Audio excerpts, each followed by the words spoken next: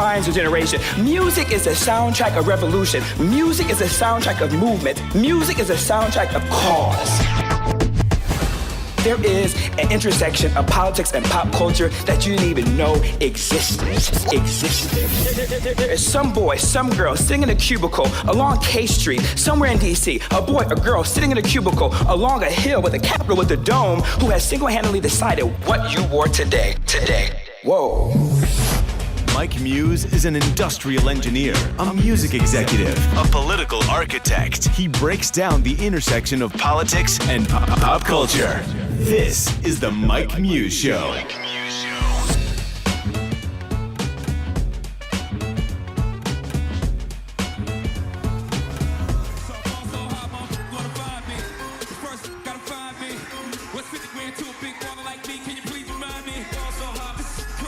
Ladies and gentlemen, what is happening? And welcome to another episode of the Mike Muse Show. I am so excited for this episode. I know you guys are probably getting annoyed by me saying how excited I am for every episode, man. But I feel like Christine and I would just keep raising the bar on each episode and finding new ways and new conversations to bring to light and to bring interesting dialogue and just push the conversation. As you know, most of the times when I do these episodes, I actually don't know where we're going to end up. I haven't really formed an opinion on the particular topics that we discuss. And so I think that's the beauty of our conversations when you and I get together on Wednesdays. We can explore together. And I think at the end, then we can kind of formulate our opinion. And I love the tweets that you send. So please always keep the conversation going. I want it to be a two-way conversation. You can tweet me at I am Mike Muse. That's M-U-S and Sam E. You can also find me on Instagram at I am Mike Muse, M-U-S and Sam E. You can also reach out to us on the Insight channel at SXM Insight. Kind of interesting. This episode was actually inspired by Instagram. Oddly enough, we had all been watching the conversations been happening after the World Cup, and France took the national championship, so congratulations to France with that. But then we began to see immediately after France won, there was this really powerful tweet that came out immediately after by a guy named Khalid Baydon. And he sent this tweet out, and it said, "Dear France, congratulations on winning the World Cup. 80% of your team is African. Cut out the racism and xenophobia. 50% of your team are Muslims. Cut out the Islamophobia.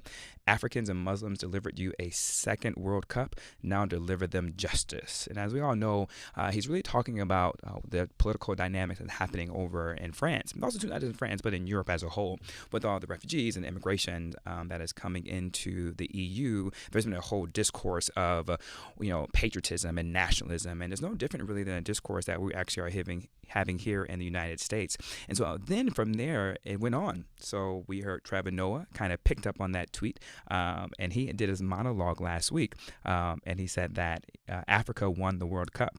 And then he went on to say, "I get it. They have to say it's a French team, but look at those guys. You don't get that tan by hanging out in south of France, my friends," end quote. And boy, did that stir up somewhat of a controversy to the point where the French ambassador, Gerard Aroud, he took offense to those comments, and he actually sent a letter to Trevor Noah, and he said, quote, "By calling them an African team, it seems you are denying their Frenchness." And since then, folks, it has been nothing but a really international discourse of what is nationalism, what is identity, and it's really through the lens of sports. We even woke up this morning and we saw that a German soccer player had actually retired by the name of Muse. Ozit, and I'm sure I'm going to be corrected pretty soon by my guests, so I'm going to let them correct me on that one. But he is Muslim from Syria. And so he retired, and he said that from the xenophobia that is happening over in Germany, he has chose to retire. And so this has been this really big conversation. And so one of our guests on today, his name is Franck.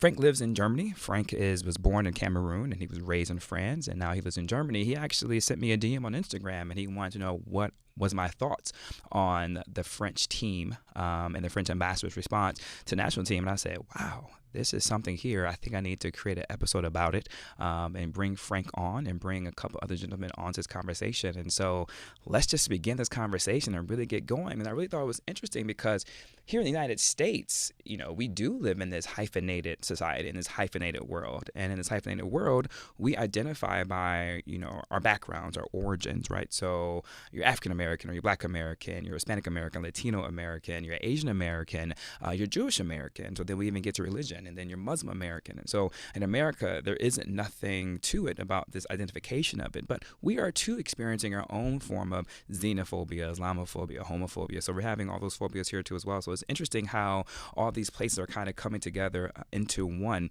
And I've actually been having this conversation for years with my best friend, who was actually here in studio with me, Yaniv, over how Israel denotes their nationalism and how they reject the hyphenations, if you will. And so we're going to get into that. And so it's just going to be just a really wild conversation that we're going to do a deep dive into. But my first guest, I thought would be really interesting to kind of help moderate this discourse, as it goes by the name of Irv Smalls. Irv Smalls is the executive director of the football club of Harlem, known as the L.I.O.NS, Leaders in Our Neighborhoods. It's a youth development soccer program whose mission is to use the world's game as a vehicle to transform communities from the inside and out. Irv, unfortunately, went to Penn State, so he's my fellow Big Ten brother. As you guys know, I am a University of Michigan alum, so we enjoy beating Penn State as much as we can get, and I'm going to take personal privilege, since I had the microphone, to really double down on just how great the University of Michigan is and just how secondary Penn State is. You can't say nothing yet, Irv. And so we enjoy that fun spirited rivalry. So go blue with that one.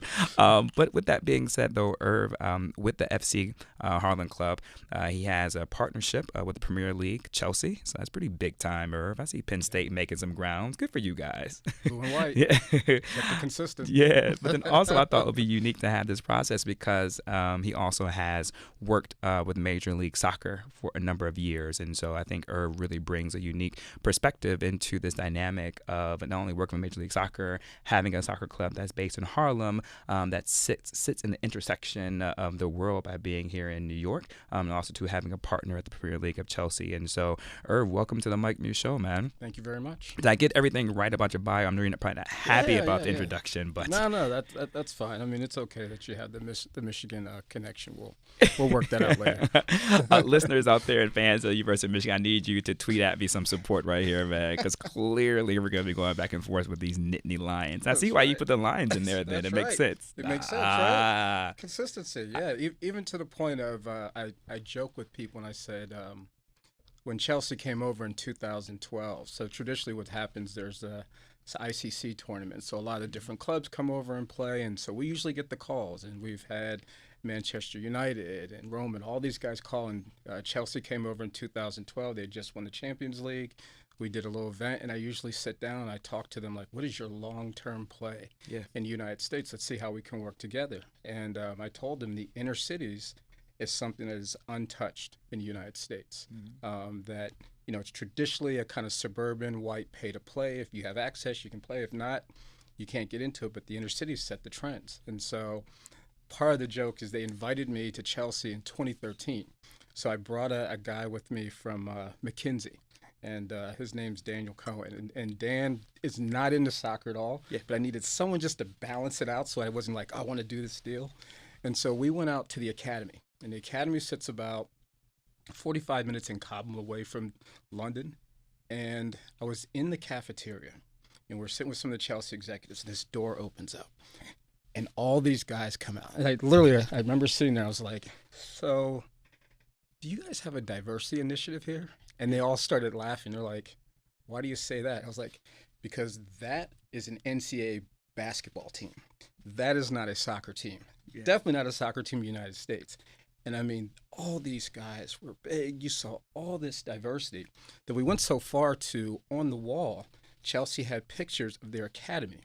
And I think it was like their U20 or U18 from 1985 all the way up to 2013. So I said, Daniel, let's do this real quick. Let's count visibly where we can see people of color from 85 to 2013 and see how it's changed. Roughly each picture had 56 players. And by the time we got to 2013, of those 56, 39 we counted visibly you could see with color. I was like, they're blue and they're white. Their logo's a lion. They look like my neighborhood. I shouldn't have to go 3,000 miles away to partner with somebody that looks like my neighborhood. Let's get the deal done. Yeah. And that's how the partnership with Chelsea has been working. Man, but cheers to the partnership, man. Yeah, no, it's good. It's good. And a lot of people are surprised, like, how's this small little club in Harlem have this partnership with Chelsea? But it's it's really, I think they've been open to kind of think about what the opportunities are in the U.S. and we've been kind of showing what the opportunities are in Harlem and hopefully large around the country soon. Now, why not partner with MLS with the Red Bull? You know what? Look, I'll say this. I have deep relationships with Major League Soccer. I worked with them for 8 years in business and legal affairs. And, you know, their Red Bull probably wouldn't make sense because it's really not based here. They have the name New York, but they're based in Jersey. The probably correct question would be like, why not New York City FC, right? And so I met with them a long time ago when you know, it was kind of under wraps that people didn't know the team was coming, knew ahead of time. We met with them in Harlem, and I thought they understood, but I don't think they fully understood what the opportunity was. And so for me, it's one of these things where I'm going to always look out for Harlem.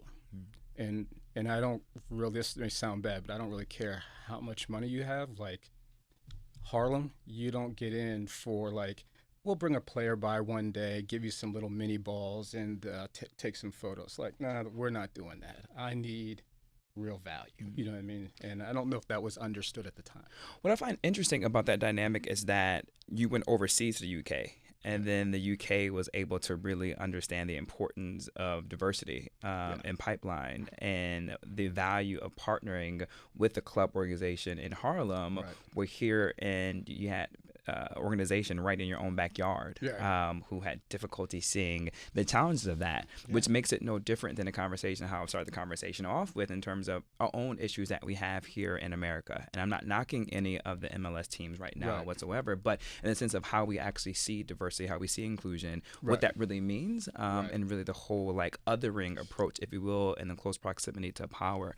So I really want to get your thoughts on that, because since you do play over there in the UK, and then you are involved, I'm sure, in the European unions, and you're very aware of those soccer clubs over there and that dynamic. Let's just kind of just break down a little bit some of the background that's really happening in France. And really what makes France really so interesting to kind of have like this nationalism discourse over there is because the idea they had with colonization over especially a lot of the West African countries. They all come from colonized by the French. A lot of the countries in the west part of Africa speak French, and France has always had this notion of assimilation since the early 1800s up to the early 1900s. There's always been this whole assimilation, and France wanted to have like this French style, right? And really to eliminate it. And what's interesting about that was the assimilation aspect of it really came from the aspect of this anti-Jewish immigration. And so a lot of people think that immediate assimilation was for the migrants that are over here now and coming in,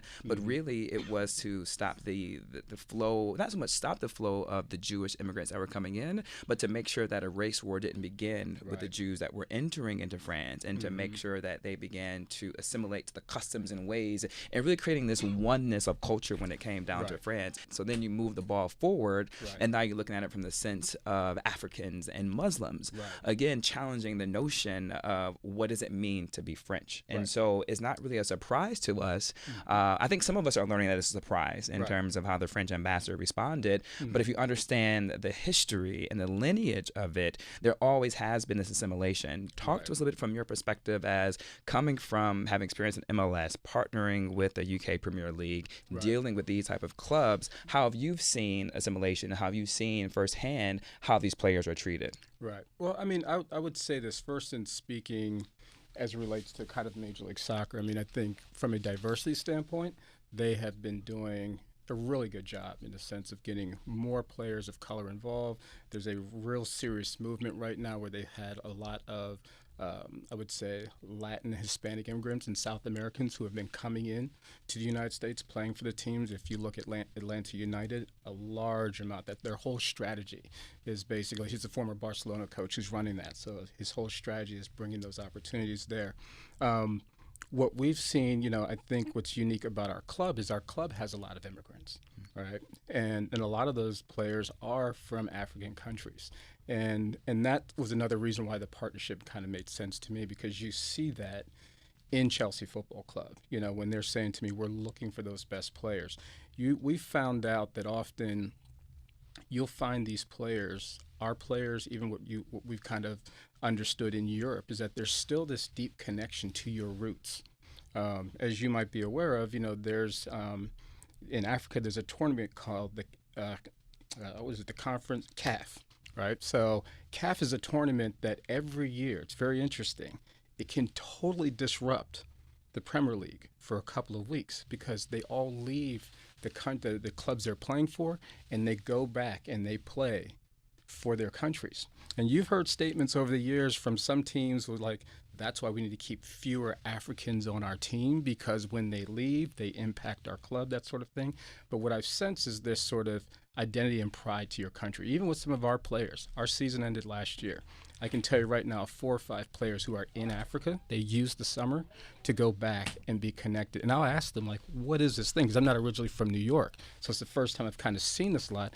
And the kids will tell you, the parents, if you've come over here, they want you to appreciate what you have here in the U.S., but they don't want you to lose the identity of those roots. Mm-hmm. And so a lot of those kids will try to make that journey. Those parents send that money, save that money from the go back so that they can really have that understanding and have that balance while they're here. You know what I mean? Now, are you saying that for the purview because here in America, we're so used to celebrating our differences, like through cultural parades, right? Like here in New York City, we have the Puerto Rican Day Parade, we have the Irish Parade, we have the Polish Parade. So we always have these parades coming down Fifth Avenue that really celebrate the culture, not only in New York, but reflective of America, which is this very immigrant country. It's founded on immigrants. That's what makes us unique. Right. So you having that purview and that perspective, are you saying that you can then sense when the parents bring their children over here to participate with you in your program? Is that why you see the sense of pride here when they bring to the United States? But the question is, and Frank, I'm gonna bring you into this now in terms of how do you see it when you're dealing with players that that are in the Premier Leagues, across the country, the globe. I'm sorry. Right. I mean, I think for us, I would say more specifically is that, yes, there is – I think what I hear from the parents is they appreciate coming to the U.S., understand the opportunities. I don't know for a fact if they believe that their culture is often celebrated. I wouldn't speak to that. I think actually what I hear often is that's the part that they want to really kind of have control over because they come here for the opportunities. I mean, they'll even tell us, like, we didn't leave a country where soccer is our priority for our kid to come to the U.S. and only be thinking about soccer. So when we talk about the academic enrichment stuff we do, they appreciate that. But they at the same time, I think they like the fact when you can find organizations, individuals who are going to help them celebrate their culture, not in some ways try to diminish that or you need to, like you said, assimilate within the culture. And I think a lot of African parents are very mindful and conscious of that. Exactly. So, Frank, with that being said, I am going to tease you up because I'm going to get your opinion on the other side of the break. Irv has led us directly to you with that comment. So stay tuned, ladies and gentlemen. I told you it's going to be a really fascinating conversation, and I cannot wait to get Frank, who is over in Europe right now, his firsthand perspective on this conversation. As always, tweet me at I am Mike Muse, MUSE, to get into this conversation. Be right back. Je suis au fond d'un carré VIP, ces bâtards sont à la dèche. Et mon adversaire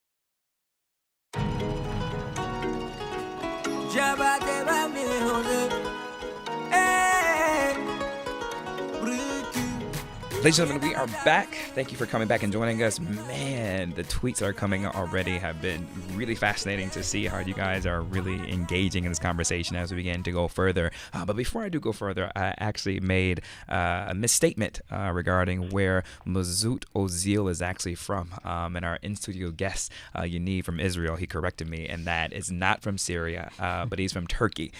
So thank you, Yaniv, for making me better.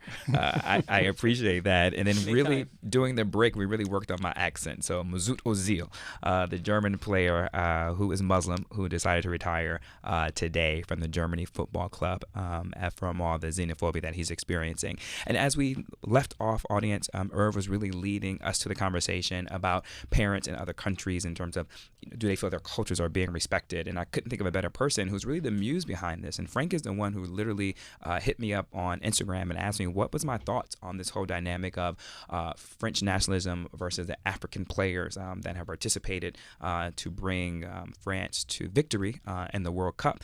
And he wanted to know my thoughts on that. And so I got into a conversation and said, you know what, I need to do an episode on this. And Frank, you must be here. What's really interesting about Frank, ladies and gentlemen, is his whole background. His background just dovetails perfectly into this entire conversation. He was born in Cameroon.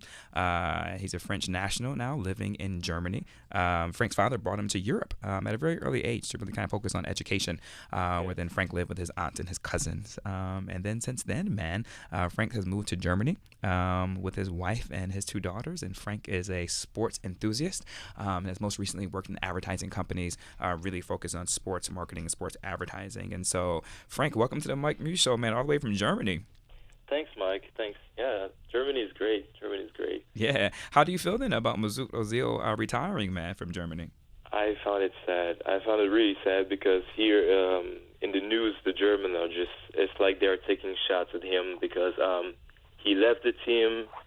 It's like he left them down. But the problem is in Germany, like in France, especially in Europe, when your parents are immigrants, as soon as you lose, you're an immigrant. And as soon as you win, then you're either German or you're French. Mm-hmm. And this doesn't apply when we search for a job. We're not French or we're not Germans when we search for a job because they see the name and they say like, okay, he's an immigrant or foreigners. Then, yeah, it should work for everything. Either we are French when we win and also when we lose. That's the problem here right now in Europe. Well, I think that's a divisive issue that's happening, and I think it kind of goes back to the lineage in terms of how France has dealt with assimilation, but in particular how they kind of did this litmus test, if you will, to figure out of the different countries in West Africa and the different nations, those who would be most assimilable as they did it. Back in 1840, there was a political thinker by the name of Alexis de Tocqueville, and he made a voyage to an Algerian tribe over in Africa, and it was a Muslim tribe. And as a result, he deemed them as not being assimilable to France, and so wouldn't allow them, although they were a colony at the time, wouldn't allow them full rights and opportunities to really participate in the French system, in the French government.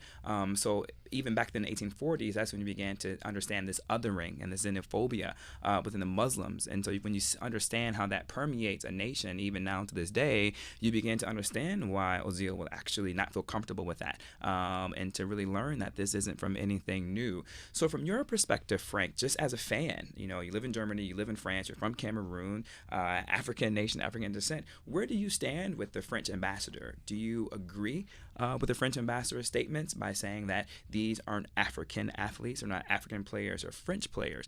Or do you subscribe to the fact that they are French players and should not have the notation of being African? They are French players, but still they are, how can I say that? We don't reject our roots. We know that we are still African. And if you follow them on social media, you can see they are always listening to African songs and making the French white players also dancing on African songs. And this team is like we are celebrating diversity in our team. And I think our generation, I don't know how I can say that, but yeah, this team actually, it's oh snap. I don't know. I can say that. They are African. It disturbs some people when they show their African side. Yeah. So they don't like to see that. They prefer like we just do the job and we're good, but we don't say that we are African. That's what they like to see. But personally, I'm proud to be French. Actually, not actually.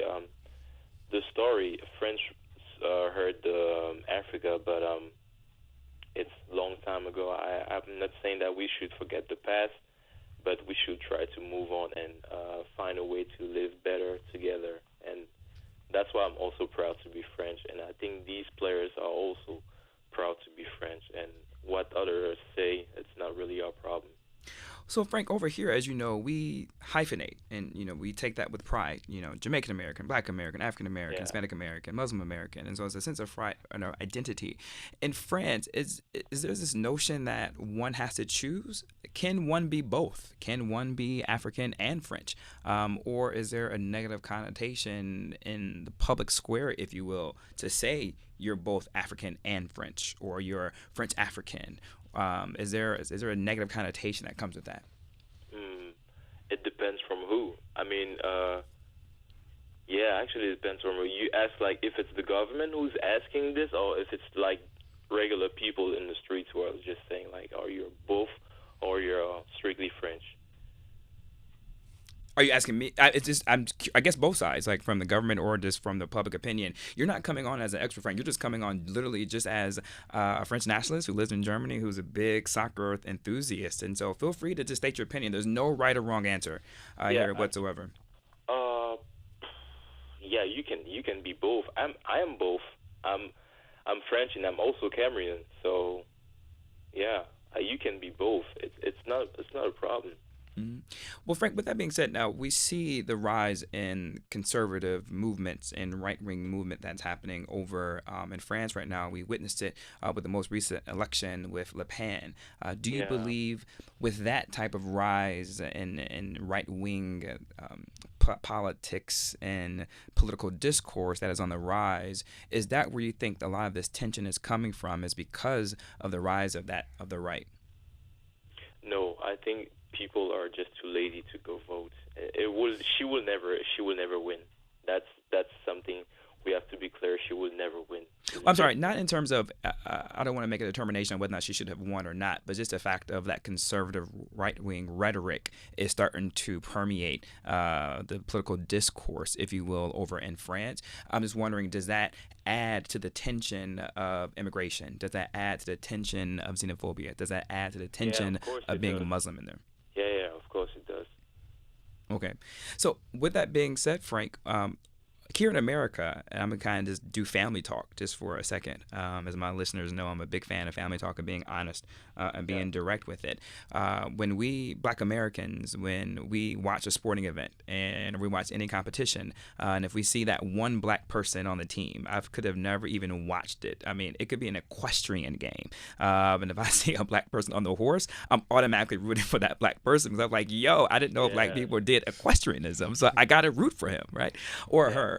Over in France. So that's family talk for me, and that's being honest and being authentic. When you guys are over there in France, being Cameroonian and being a lot of African countries over there in Europe, do you guys have that same feeling when you watch your players on sports?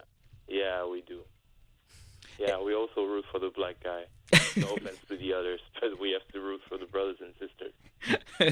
So what are you guys talking about, Frank? Now we're getting to the family talk. This is a conversation I want to have, because you're just a citizen, Frank. Like, we just want to know, because we're having this high-end political discourse, and I'm giving you history, and I'm giving you lineage, right? And I'm looking at it from, like, all the way across the pond, but, like, we haven't heard from just the citizens of France who are of African descent, man. It's like, what are you guys talking about in your barbershops, like, when this came out? Like, what are you guys talking about when you guys go for, like, happy hour and go get, like, champagne and rosé and whatever fun things you guys do over in France? Like, how are you guys talking about this blow up, if you will? I don't want to call it a blow up, but this tension of conversation between French nationalism versus African nationalism. Like, how are you guys talking about, you and your friends?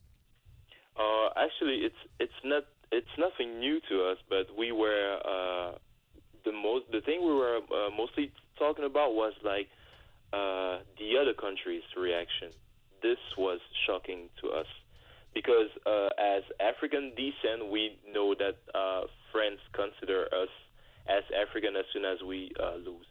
But we were mostly talking about how other countries, South America, were reacting to it. Germany was also writing to it, and America. When I also saw, we were talking about the PDD post with the picture of the players and with their African flags on it. That was the topic. That was most of the topic. The reaction of other countries, but not really friends, because we know that for a long time already. So we don't really talk about it. Well, with that being said, I am going to bring Yaniv into the conversation. But Frank, what's interesting about that, though, is, and we've done episodes here on the Mike Muse Show. Listeners, if you can tell by now, I'm a big sports enthusiast. But I think sports is such a great moderator of social issues. Sports is almost that neutralizer. And listeners, I have this theory, if you will, that, for that 4 minutes you're watching a football game, or a basketball game, whether it's 2 minutes, 4 minutes, whether you watch an hour, 2 hours, or maybe even 3 hours or 4 if it goes into overtime, it's for that one moment you generally tend to suspend your biases that you have in terms of racism or gender or homophobia, right? And so I always use this example, like, when those who may be racist, and may not take kind to those who are other from them, but as long as that individual's on the field scoring points for them, for their home team, they're going to cheer and they're going to suspend their biases for that moment. And so I think sports is always, for me, has been this great way to mediate social issues and social dynamics, because at the end of the day, you want the win, right? And there may be money on the line. We have a gambling episode. We talked about money that's being on the line. And so at the end of the day, you're saying that when you win, you're French, but when you lose, then you're designated as the African, or you're designated as the Muslim, right? Because at that point, you didn't bring them the victory. And so because you didn't bring them the victory, then their biases come immediately there. Ladies and gentlemen, I'm going to introduce you now to my best friend. I probably shouldn't be this open with you that this is my best friend. Nobody knows how close Yaniv and I are. Yaniv Cohen, ladies and gentlemen, is just a fantastic human being. Yaniv Cohen is the co-founder of Westville Restaurants here in New York City. And if you guys are ever in New York City, please make sure that you go visit Westville Restaurants. It's this very great Americana food, if you will. But Yaniv is from Israel, and actually he's from the kibbutz. And I met Yaniv probably about 3 or 4 years after you arrived to America, if you will, plus or minus a year or two. And I remember meeting Yaniv, and he and I would have some heated conversations. And I got to learn about Yaniv, and I got to learn that his father is from Iraq. His mother is Polish. And so I would say things coming from the American lens like, oh, your dad is like Iraqi Israeli. And he was like, no, he's Israeli. I was like, yeah, like he lives in Israel now, but he's from Iraq. And he's like, no, Mike, he's from Israel. And I'm like, okay. And then but he's rooting for the Iraqi team. No, he's not. I was rooting for the Israeli team. I was totally confused by that. Which never qualifies, by the way. And then from there, I started meeting more of Yaniv's friends from Israel who became my friends. And a guy named G in particular. And G is like this, or he's like this 6'3" guy, like darker complexion, dreads. But he told me he's from Russia. His parents are both Russian. I was like, oh, so you're Russian Israeli? No, I'm Israeli. I was like, I'm thoroughly confused. And then Irv, a guy named Shmulik, walks in. Now, Shmulik is just a hue lighter than me. Right. And I got to learn that he's Moroccan. I was like, oh, so where are you from? And he was like, from Israel. I'm like, yeah, but like, where are you from? Right. Right. He's like, I'm Israeli. I'm like, Shmulik, you're not from Israel. Right. Like, where were your parents? And he was like, Morocco. I was like, okay, so you like Moroccan? No. And no lie, Irv, we got into some really heated conversations, and we got into some really uncomfortable conversations because Israelis will not denote their origin. Right, it's this very nationalist approach, and I actually had to learn only between us, by the way. Yeah, but I had to learn how to fall back though, and really not lean in on that. too much. And so, Yaniv, you and I have been talking about this conversation for years. And so I thought it'd be perfect to bring Israel into the conversation and Jewish into the conversation because, as I just laid out initially, the French assimilation was really in order to get the Jews to be more in line with the French notion before immigrants came into it. So why is it, Yaniv, in Israel, there is a strong sense of nationalism? And can you relate to what the French ambassador is saying about the African athletes? Yeah, so first, I think that one of the thing that unite Israelis and make them say that they are first Israelis, maybe only Israelis, is that the fact that the Jews came into Israel to fight together, and this was a unification to all. So so now it's very hard to relate to Poland. During World War II, some of it was, I don't know, maybe not, a big debate now, cooperating with the Nazis. So when you tell my mom that was living in Poland and left in the age of 10, that she's Polish, she's not gonna deny that she's Polish, but she's Israeli. She left a country that that was not good to her, and I think that is most of the Jewish people or the Israelis, came from, countries that they fled from. So it was, and then we fought 6 wars together. Ashkenaz and Sephardic. If you remember the two, the European versus Middle Eastern, like. For those not familiar with Sephardic, can you explain the difference with the two? Yeah, well, the Ashkenaz is more like a European descent.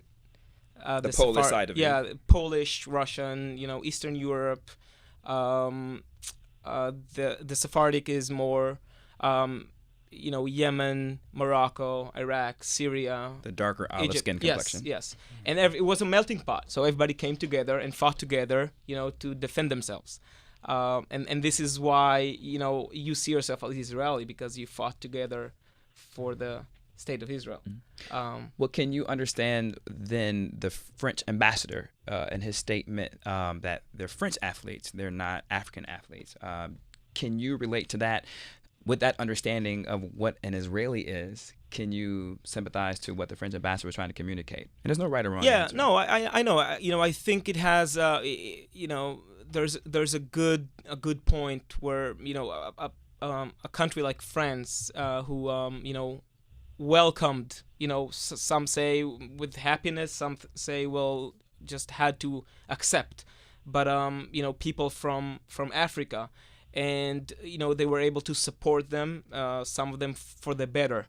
I guess you wanna take some credit for what you have done. If you are doing the right thing and you let people in and you supporting them, I feel like it's a sense of pride. So you should, as an ambassador, say these guys are from France. We gave them an opportunity to represent a country. And I'm going to ask you about assimilation in Israel, and listeners, for the record, Yaniv isn't here as a politician or to give policy advice, so I'm going to separate Palestine and Israel. Yeah. So, Yaniv, talk to me about, since, you have these individuals coming from Poland, from Russia, from Eastern Europe, and then you have these individuals coming from Morocco, from Yemen, from Egypt. Was there this assimilation that had to be coming together to create like this unified Israeli, or like what is an Israeli, right? So did you see like cultures and customs really having to navigate each other almost to create this Jewish state, which identity is wrapped up in religion? Absolutely. And it's still not far from perfect. I guess, the day-to-day, life and battles really put more people together than separately, because you have to be dependent on each other or you're going to be hanged next to each other. That's the saying. So during the 30 or 40 years, and it's still happening now with not recently, but in the 90s, Ethiopians, and before that the Russians, very big waves of Jews from different parts of the world.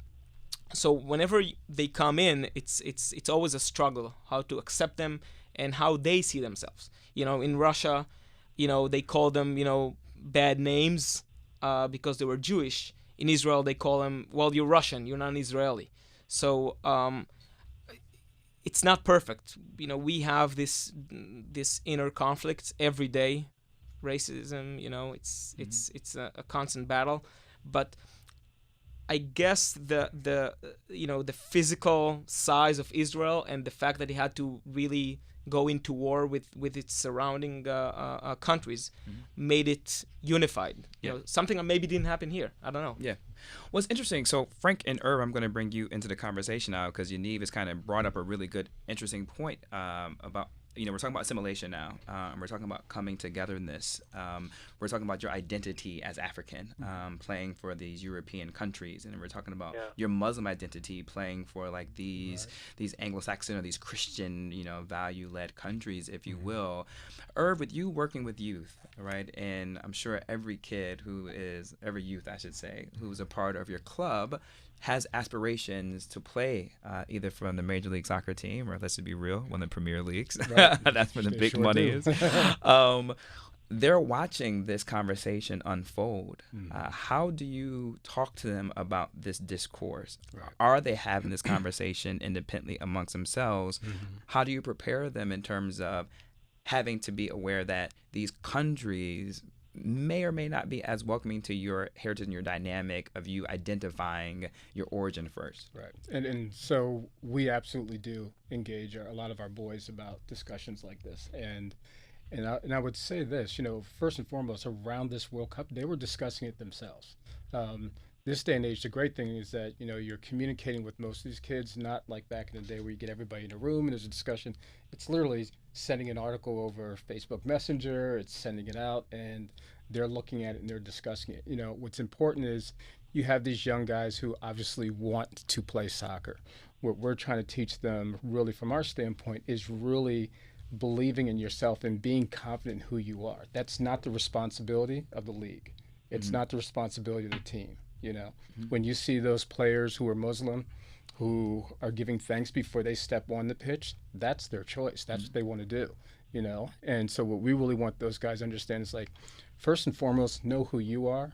I mean, we have a lot of our players who are Muslim. They're fasting. You know, we understand what it's like when they're fasting and there's games coming up the next week. There's emails that go out on what needs to happen while you're fasting to still perform in your games, and we respect all of that. So our main thing is know who you are, be confident with that, and, you know, but don't expect necessarily these teams, these leagues to cater to you. They're businesses. And so we talk a lot to our players about the sport as the passion needs to be here. Know who you are. You're entering into a business. Frank, I'm going to bring you into the conversation with this question too as well. So you're kind of going to get the same question, but with Irv, by you being Black American, by you running this organization in Harlem, but by you having a partnership with the Premier League over in the UK, do you feel that any of these countries are getting it right? Do you feel like any of these countries who have these Premier Leagues are willing to at least step up and address this conversation that is happening? They may not have a solution, they may not be doing it right, but do you feel there are some teams, some leagues that are out there that are really trying to get this right? Yeah, I mean, from our standpoint, I would say over the years of working with Chelsea, I mean, there's a history of European racism in soccer. We all know this from hooligans and that sort of thing.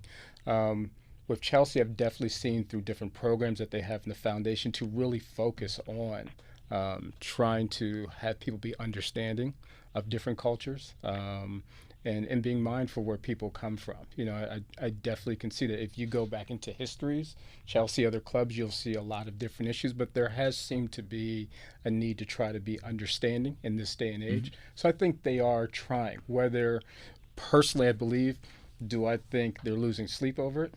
No. Yeah. Sometimes it until it hits somebody's pocket, right, then they start having more of a reactive response. They're proactively, they're sitting there and saying, here's what we need to do. Not necessarily. Frank, I'm going to toss a question to you.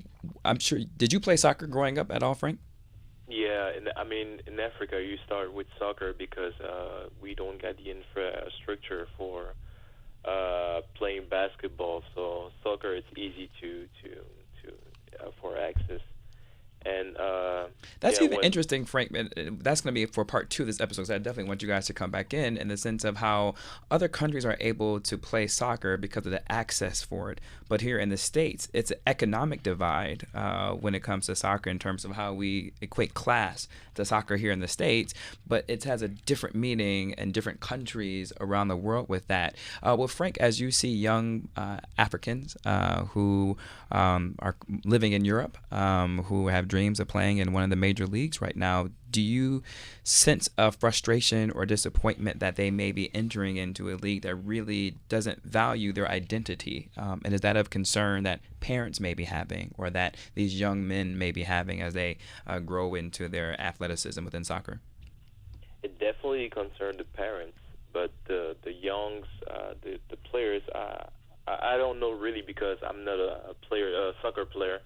But the parents, yeah, for sure. And yeah, as Irv say, racism is still here in Europe, in soccer especially. And I think the players think about it, but they are more focused on succeed on the career. What the media and other racist fans say, it doesn't really bother them. They got one goal: it's to get turn pros. That's it. So, Frank, how do you reconcile that, though? Like when you're watching these games, like on television over in Germany, or you may sometimes be with your family over in France, like how are you able to suspend the reality of, to what you mentioned, the racism, the xenophobia that's happening on the field? Is it that you're just rooting for the guy to win versus the team, or how are you reconciling that? I'm curious. Just rooting for my team. Just rooting for my team, actually. And what was the question actually? Really, I was wondering, like, as you've mentioned a few times in terms of the dynamics and racism and xenophobia and all the othering that happens within these European soccer leagues and teams, if you will, with it being so prevalent. I'm just wondering, how are you able to suspend your notion in order to feel comfortable in just rooting for the game? So are you able just to reconcile it by rooting for individual players? Or are you able to reconcile it by just rooting for individual team, or just rooting for overall your country and hoping that the win will help change the narratives and dynamics?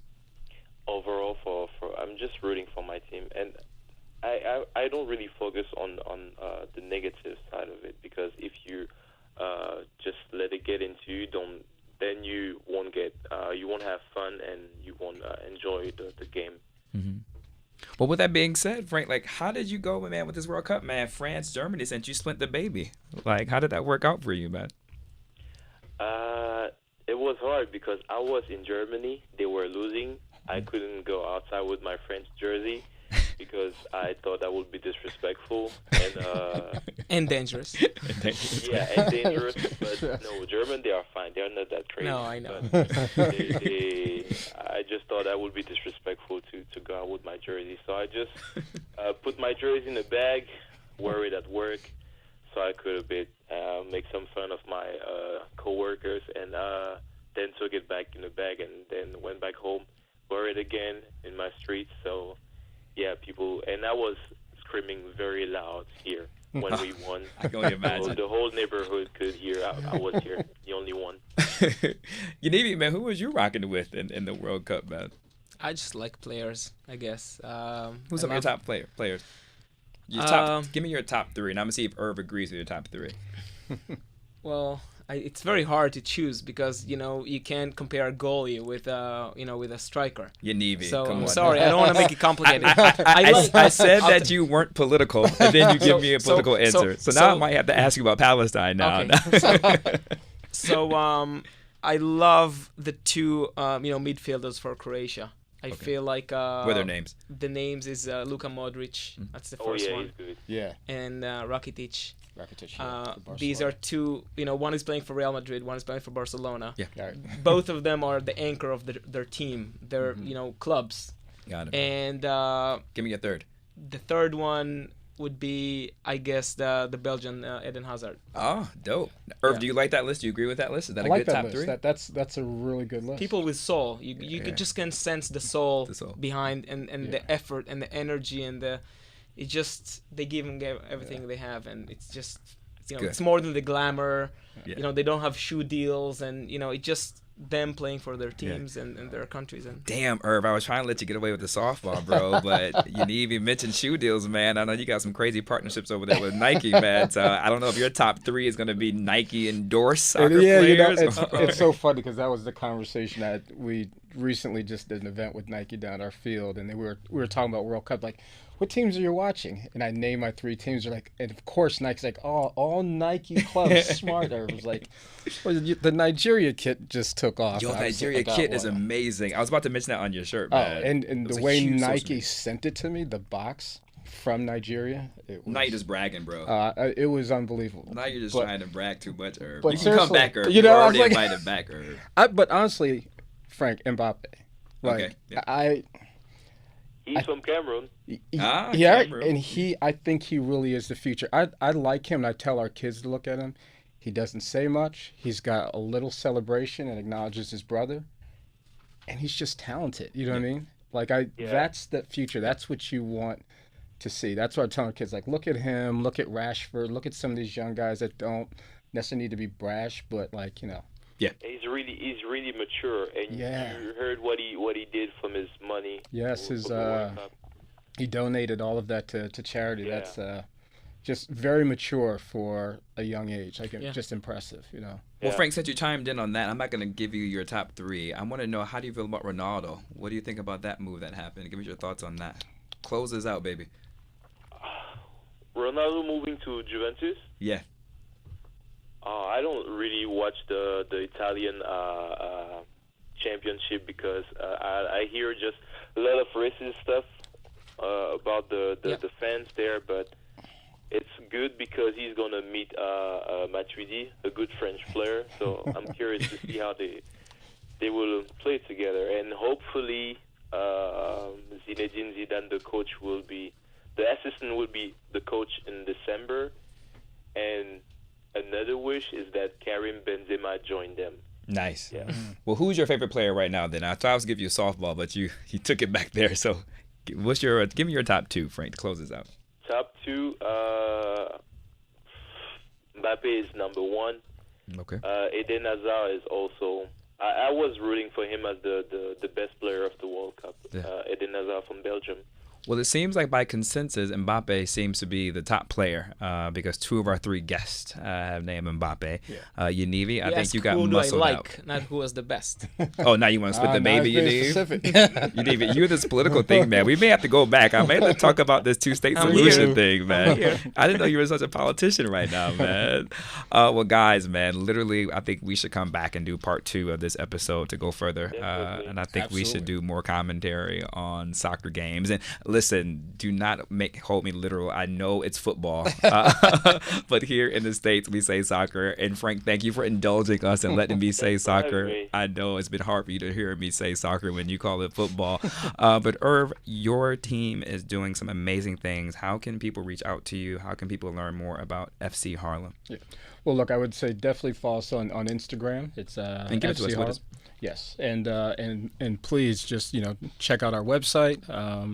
Again, our focus is trying to level the playing field here in the U.S., give more kids opportunities, and whether it's college, whether they're just leaders in life, but we definitely looking to put more kids out there on the professional landscape as well. Handle and website again. fcharlem.org. Got it. And Yaniv, how can people reach out to you? You're not on Twitter, so. Well, we Westville. are, but Westville. yeah, but I'm not a big. So citizens, you can't talk to Yaniv. He hates social media. But Westville, if you're interested in the food at Westville, what is the Westville Instagram handle? Do you even know it? I don't know it. Jesus Christ, Yaniv. Ladies and gentlemen, that's why you like me. It's Westville NYC. Yeah. Oh, that's the website. Yeah. I'm sorry. Is it related to Instagram? I'm sorry. That's why I'm your best friend, bro. And then Frank, man, how can people reach out to you, man, to learn more about this conversation and to really get a firsthand perspective of someone who's over there? You can reach out at Franck Ndjamen on Instagram. It's Frank, FRANCKJMN. On Twitter, same. And Americans, again, he spells it differently. It's FRANCK. So don't forget the C in there. Ladies and gentlemen, thank you so much. And I can always reach at I am Mike Muse, M-U-S as in Sam E. Let's keep the conversation going. Also hit us up at SXM Insight to keep the conversation going, man. Thanks so much for rocking with us today. Man, you guys have been awesome. Thank you guys for coming in. Thank you. Peace. Thank you, Mike. Ne jugez pas, chaque humain est comme il est. Je ne suis qu'un Africain. Je veux marcher sur la lune, mais la voix c'est m'humilier. Et tous les jours